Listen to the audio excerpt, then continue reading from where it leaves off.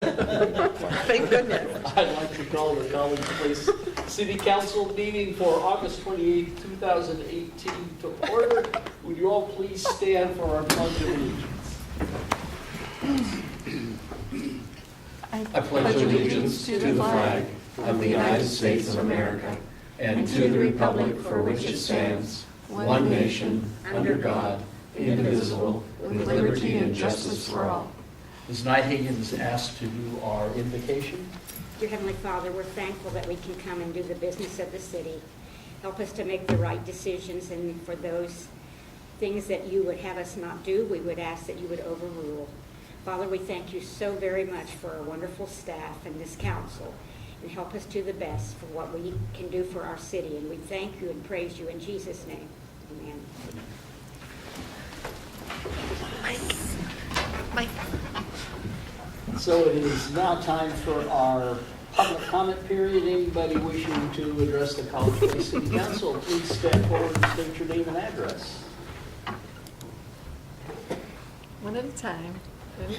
Seeing no one, before us we have a consent agenda approving this agenda, approving council minutes for August 14, 2018, the check register for June 2018, and excusing the absence of Councilmember Selby, who's ill this evening. Move to approve the consent agenda. It's been moved. Is there a second? Second. It's been moved by Ms. Sherman, seconded by Ms. Nightingale. All in favor, please signify by saying aye. Aye. Opposed, same sign. Motion passes unanimously. We have no presentations, no public hearings. We have 4 action items before us. We have Ms. Doring, updated drug and alcohol policy. That was quick. All right, on June 22nd, I came and initially presented the new drug and alcohol policies, the non-DOT and the DOT policy. Since then, we have taken it to the union and they're in agreement that it's fine. So we have it for you tonight and hopes that you will approve it to replace the current section that we have now in our personnel manual. Any questions for Ms. Doring?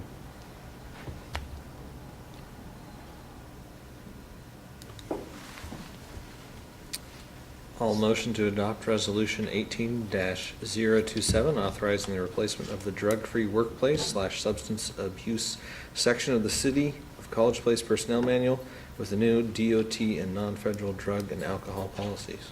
Second. It's been moved by Mr. Cleveland, seconded by Ms. Sherman. Is there any further discussion? Seeing none, all in favor, please signify by saying aye. Aye. Opposed, same sign. Motion passes unanimously. Ms. Doring, you're not off of the podium yet. Movies in the park policy. All right, so this is the second time we've seen this. And just it's a resolution establishing some guidelines for movies in the park. And they're just, can't be a rating that exceeds PG. Movies can't have a religious storyline, excessive violence, strong political message, or strong sexual content, or anything that the city administration deems inappropriate. I kind of Googled around on the internet to see what other cities' policies were, and this seemed to be what everybody else was going with. So, Mr. Rizzatello. I would also add that this went through the Parks Advisory Board and they recommended it. Questions for Ms. Doring? Ms. Nightingale. Where are you going to get any movies that don't have any of this stuff? well, you know, Mickey Mouse. there you go. We found 3 so far. We've come up with Really? 3 so far. Wonderful. Yeah, Wonderful. it's not too difficult. I mean, a lot Just of keep those watching times them over. they might be kids. Do you screen them? Do we have anybody screening them at all, or just by We what kind of they... toss them around. Has anybody seen it? You know, I mean, we don't like specifically sit down and watch it from, you know, but we check the rating, the review, or the explanation on the back, and Online? then see if somebody's seen it and they can confirm that there's not anything that you shouldn't be showing.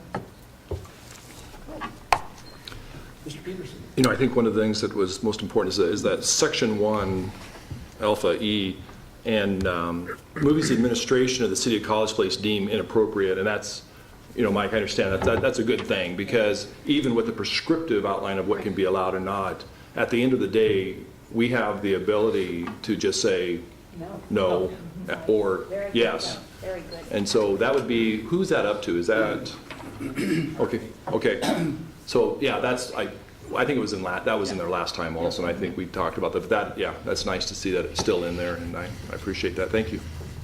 And Ms. Knight? how are we going to promote this? You mean the movies in the park or the Yes, guidelines? the movies in the park. Oh, it's been on Facebook, Instagram. We sent some up with lots of marketing stuff for it. It's been everywhere. So, yeah, and I think the two that I've been to had a great turnout. I'm not sure about the last one, but. There were about 75 people. We're there, good. Wow. Awesome. Mhm. Yeah, so it's, I mean, It was a people full really moon, it was responded. lovely. Yeah, That's nice. Full moon, Yeah. yeah. full moon must have been Doris Day. Thank you. Ms. Sherman? I'd like to make a motion to adopt Resolution 18-028, which sets guidelines for movies shown on the portable outdoor movie theater system the city has recently acquired. Is there a second? Second? It's been moved by Ms. Sherman, seconded by Mr. Peterson. Any further discussion? Seeing none, all in favor, please signify by saying aye. Aye. Opposed, same sign. Motion passes unanimously. Mr. Gordon, Southwest Area Sewer Funding Applications. Thank you, Mayor. Council, what we have before us tonight is a request for staff to go out for funding for putting in a sewer line through that new McKernan Christensen annexation that we've been talking about. As you know, we've been studying that. JUB was retained to take a look at that. And they've come back with a plan, and what it entails is a fairly significant investment. And so what we're doing is before you, in fact, could you show us Exhibit 3 up there? What we've done is we've come up with the main trunk line that really needs to go in order for that area to develop. You'll see it there in that kind of green line, the yellow line, the red's all around the areas that we're talking about. And so what we're proposing is that the city go ahead and attempt to get funding for that through a variety of different sources, and then have the developer pay back their portion that would benefit them to us through latecomers agreement. So that's kind of the concept. What we're looking at is about I think a $6.5 million project, and about 2.6 of that would be their cost. The rest of it, just shy of $4 million, would be a city cost. That's the money that we have to come up with through funding and so forth. So what you have before us is really just a request to allow staff to go forward, to start making a request for funding, and see if we can get the money that we need to get going and get this moving. Important along this corridor, of course, is the possibility of commercial development, and that's what's really attracting our attention. And you've heard about this before, so if there's any questions? Questions for Mr. Gordon? Mr. Dickerson? I move we approve Resolution 18-029 for authorizing staff to apply to funding for the Southwest Area Sewer Project.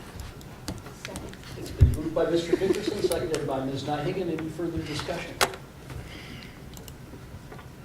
Seeing none, is there a motion? I made one. Oh, is there a second? Yeah, we got that. We got that. All in favor? Aye. Aye. Please signify by saying aye.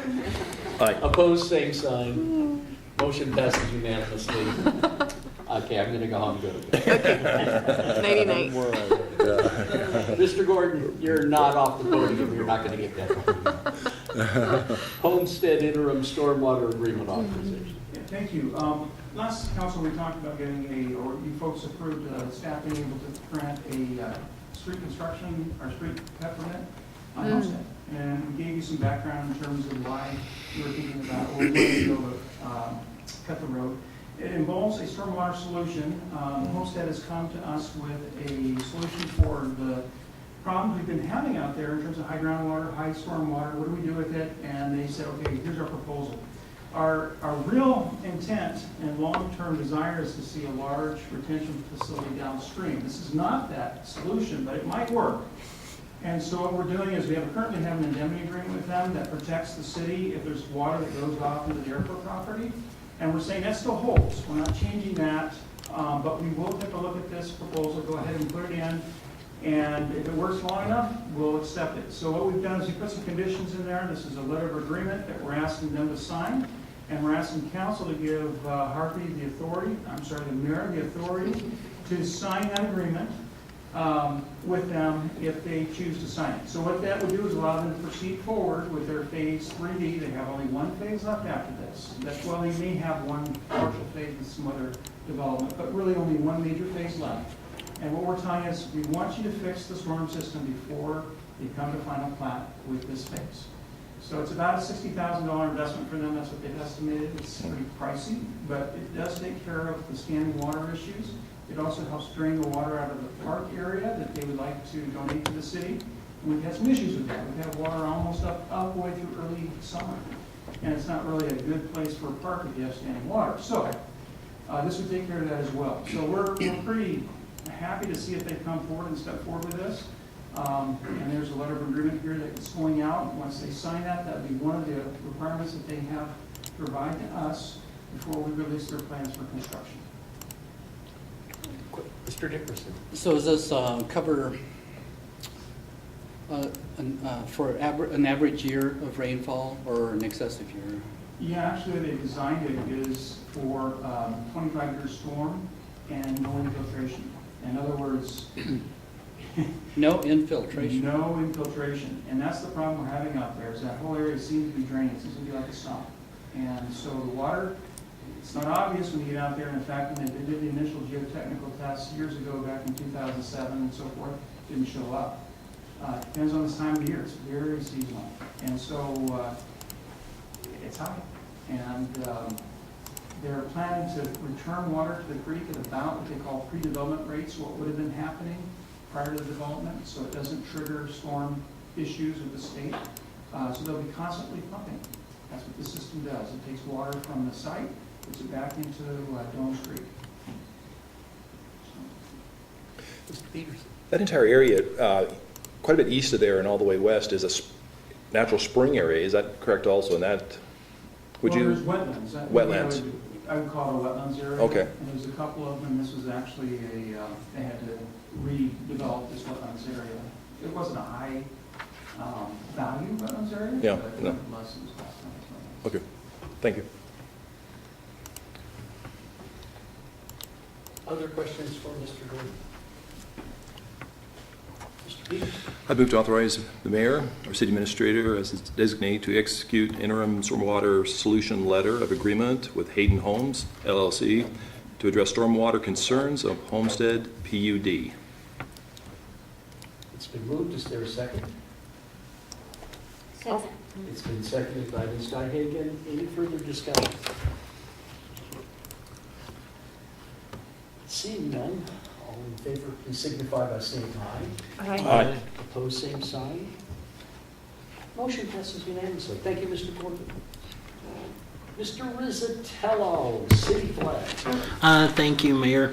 This agenda item covers a presentation that Blake Harrison and Kate Christensen provided for City Council back last month, where they actually solicited designs from the community for a city flag, and then conducted a survey of residents to decide what the chosen one is.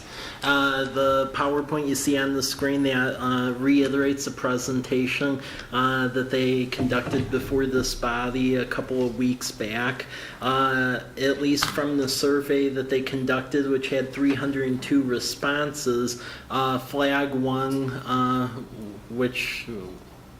flag one, which is that one. That has 47.7% of the vote, and then flag two has 39.1%. So we thought we'd bring this back to you just for additional guidance on if you would like to see any other further measures on this project, or are you comfortable with the design? Just feedback on this in general, because the last time it was a base presentation on the whole system. Comments from the council? I have a comment. Looking through the designs, I guess, don't quite look like something I want to see as a city flag. I'd like to see some more of a simple, solid background.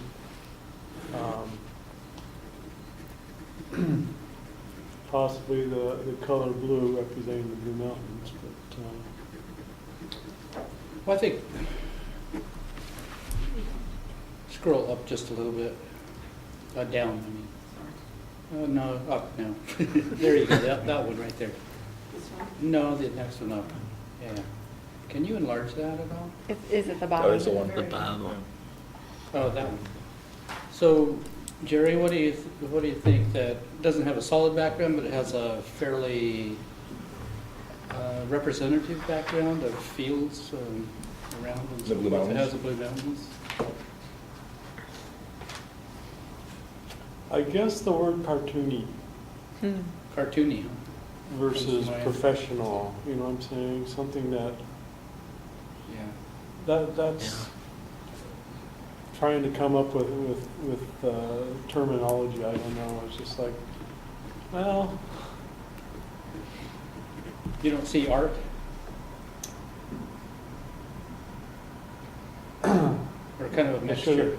should have brought my little book on flags with me Wow, to yeah. reference, because I can't pull it off the top of my head, but, Ms. Nyhagen? I don't like any of them.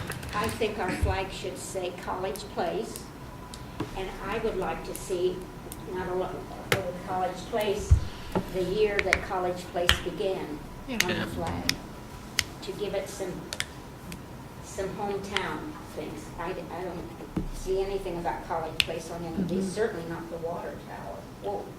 But anyway, College Place should be on it, and I think the year that we started. Mr. Cleveland? Do we have any established city colors? Just out of curiosity, if anyone's aware I of that. mean, we have a couple of tones that were chosen as part of the wayfinding design. So one could argue those are standing ones, but not really ones that just are designated toward the city per se. That's the closest we have. Ms. Sherman? What do we use the city flag for? Like, where will we see this? I mean, really the only times occasionally you'll see it is cities tend to also fly them on a flagpole. Sometimes they're used in banners or at special events or things of that nature. So I'm still really liking the badge. Sorry, you're the only one with it on here. The thing that we designed. What? Wait, no, I thought we had a water tower one. Does that have the water tower? Okay. Yeah. I'm still kind of drawn to that, and so I'm thinking like some sort of change Okay. that. And that it says, well, no, the kind that he's got on his. Could he come up and show us? Could you model for us, please? Thank I you. knew there was a reason I was here today. Yeah. Yeah. But then I could also say, Flex. City of College Place in the year. Okay. And this was designed just last year at the high school, or? Yeah, that was, Yeah. yeah, Yeah. it's nice. I feel like that one is more us, because even if we put Yeah. College Place on there, which I think you And the wanted. number and the year. Yeah. Yes. Yeah. That's better. Good job. Okay. So you want the flag to look like the, Multi-talented. you want the flag to look like the badge? Well, no, I'm just thinking an iteration of it, not a, well, I mean, that'd be cool. do we have an official city seal? Is Well, we that have the city considered our seal. Yeah. But now we then also need a logo. Do they have to match? Are they all gonna be different? Well, for quite a few cities, for official communications and things like that, you will have a seal. But then as far as for marketing purposes and for city infrastructure and vehicles, then you have a simpler logo. A number of cities have that. So there's a difference between both. And they don't have to have similarities, they can be completely different. That they can. It ranges all across the board. That's really up to respective body. Mr. Cleveland? One maybe crazy thought here is if we could even establish like a life cycle of flags, like, instead of 4 or 5 year, like, That sounds expensive. well, if we just had the high school do it and just, have one flag that we use, Wouldn't be too bad. Mr. Dickerson. So this one here looks a little blank. The one on his badge, I think, looks Yeah. quite superior. This one looks like it needs finished. Yeah. Yeah. His was Yeah. more lifelike. Yeah, and so his says the city and so Mhm. forth, and it could say a few other things, but this shape, I think, you know, you could kind of superimpose his badge over this, Yeah. part of his badge or something, and make a different shape. Yeah, it'd be more drawn to that, I think. Might be it. Ms. Diane, was that? College Place hasn't, the water tower, College Place was born out of the college. It had maybe the front of an administration building with College Place in the number, but to say, because that's where the name came from.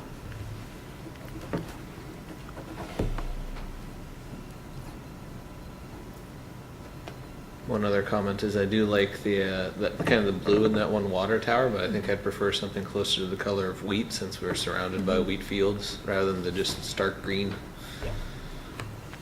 Yeah, Yes. as opposed to the Yeah. green and. Yeah, Yeah. even like an outline of mountains in the background wouldn't be too bad, similar to what we already have from So the was there a bed. committee that kind of, This The was, kids. this was done by students. This was a student, actually brought to us as a student project Yeah, from College Place High School. yep, I kind of remember, and they made a presentation, two fellows here. Yeah. Yeah. Presentation, yep, and they asked for our input, yeah, and now we're giving it. No, I don't Yeah. think they asked for it. They just gave the presentation. They just gave, Yeah. they just Yeah. gave the We're presentation. inputting now. And now it's input time. Actually, speaking, I guess, since I'm here, I'll present this more, but going back to my previous work in university settings, especially modern day Division I schools, rebranding is a really big thing. So major universities, you'll see they're going to get a font type that they dedicate everything to. Right. They're going to get their logo in place, their colors. So that's kind of the big step as far as developing that brand.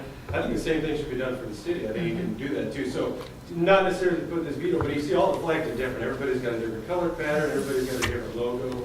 I think if the city puts in place, okay, this is our font type, and this is the exact lettering we want, these are our colors that we resemble everything with, I think that would give not only the students that are preparing this project, but everybody else kind of more of a guideline, okay? And for us looking at them too, if we had all colors and all the same like font on every single flag, it'd be a lot easier to judge because they wouldn't be so vastly different. Right. So I think that's why it's going to take time, honestly, Yeah. but that's something that would develop a font type that would fit the city good, and a logo, if there is a symbol that represents the city, or maybe it's just the letters, maybe it's, you know, if you got this font type, you would just College Place or CP, you know, you can make it a little more simplistic that way, you don't have to fight over what everybody sees as the one symbol for town. So it's kind of a step process, but I think the We should colors just would be important, establish, especially build for a the flag. fountain.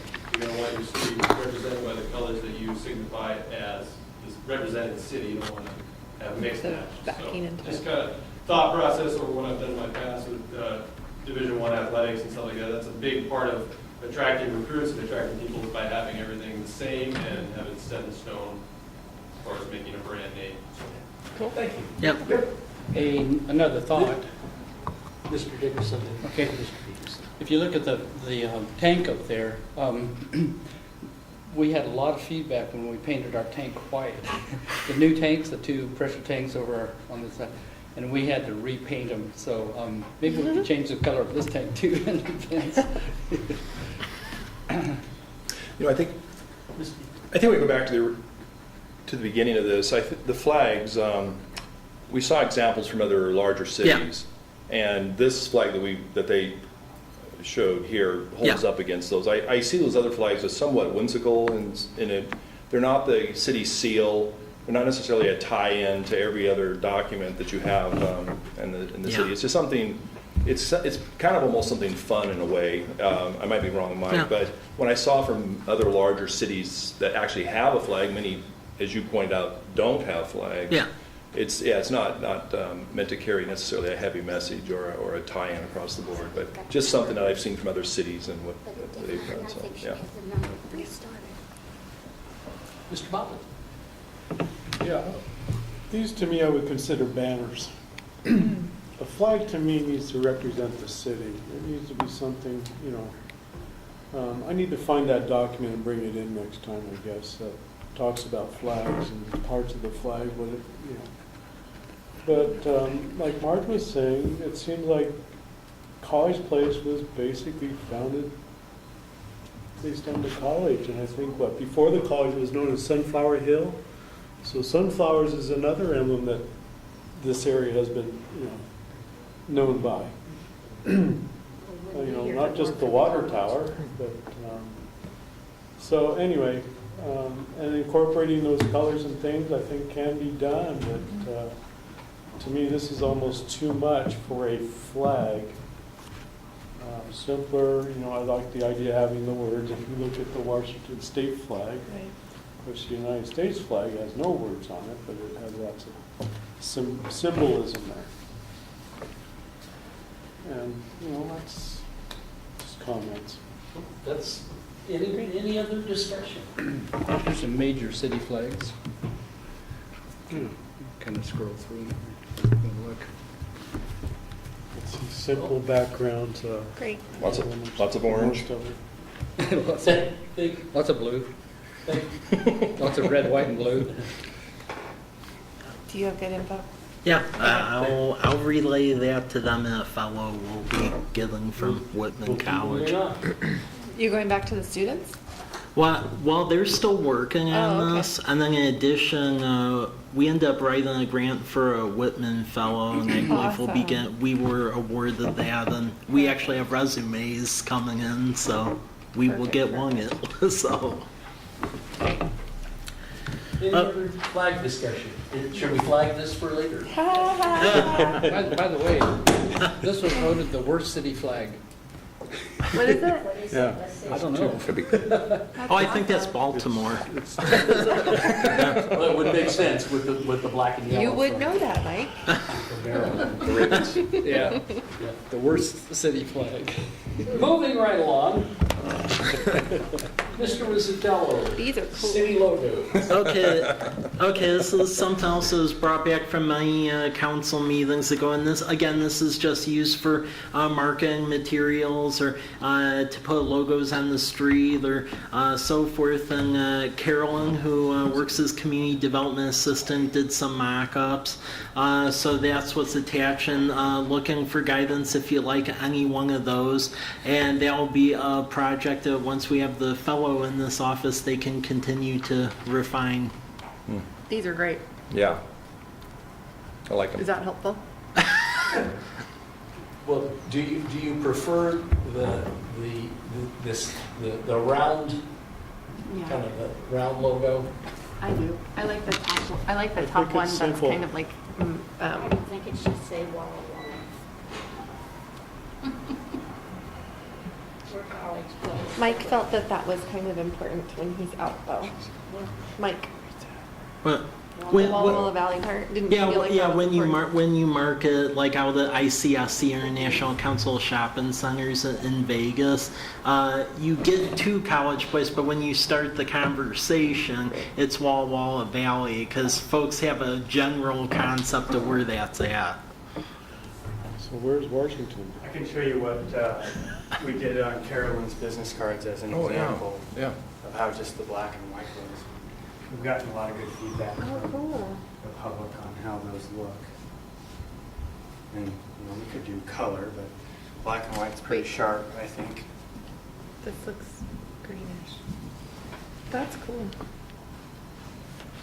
Mr. Peters? So, Mike, I like the variation. As we all know, fonts change Yeah. their popularity as time marches on, and they can be refreshed, and they always are. And the colors, it's nice to have options as certain colors come into vogue and go out of vogue, as we know of our Harvest yellow refrigerators and years gone by.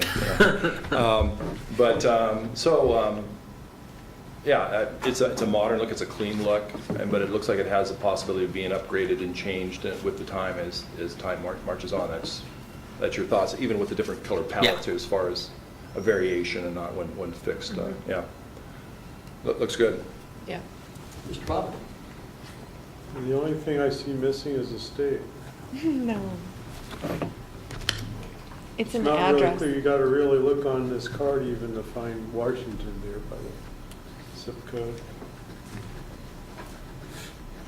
I think that's okay. Well, it does get it closed, but. Yeah. Looks good. Okay. Other comments?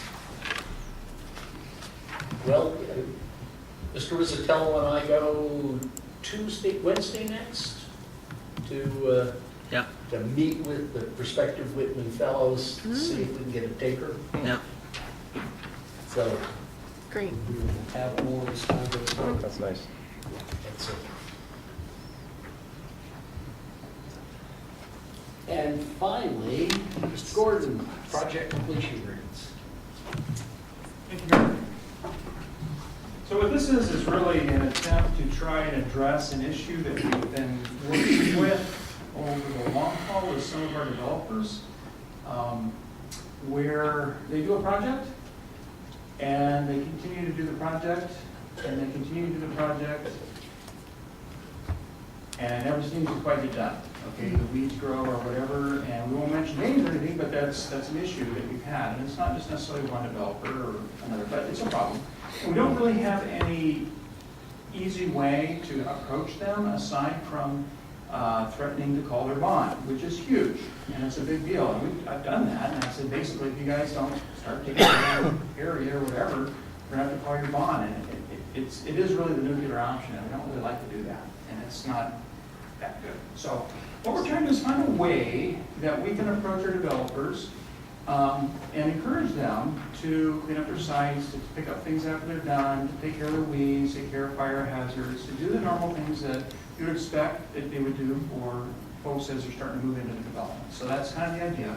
And we did a little bit of research, and there's a number of different ways to do that. A lot of cities do agreements. Pasco is kind of interesting in that they don't issue occupancy permits until all the final plat issues are taken care of. So all the sidewalks are in, all the roads are in. You can't really even move in until everything's done, which works pretty well except for when it comes to landscaping and some of the other kind of like stormwater facilities that have to grow and have to, so there's some issues there.